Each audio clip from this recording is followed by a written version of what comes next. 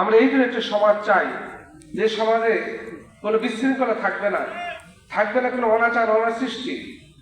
যে সমাজে আজকে যে সমাজ চলছে, এই সমাজে যদি কোরআনের বিধান চালু করা হয় তাহলে এই সমাজে এইরকম আর থাকবে না।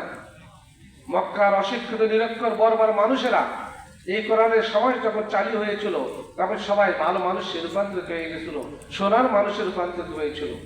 আজকেও যদি আমরা এই বাংলাদেশ গড়তে চাই, সুন্দর বাংলাদেশ পেতে চাই, তাহলে কোরআনের একটি সমাজ এখানে কায়েম করতে হবে আমাদের।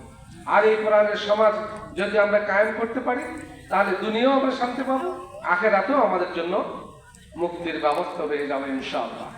সম্মানিত উপস্থিতি, আমি কথা বাড়াতে চাই না। আসুন আমরা সেই সমাজ গড়ার জন্য চেষ্টা করি যে সমাজে আল্লাহর আইন চালু হবে, যে সমাজে কোরআনের রাজ কায়েম হবে, সেই কোরআনের বিধান প্রতিষ্ঠার প্রতীক্ষায় আমরা সবাই চেষ্টা চালিয়ে যাই, কাজ করে যাই।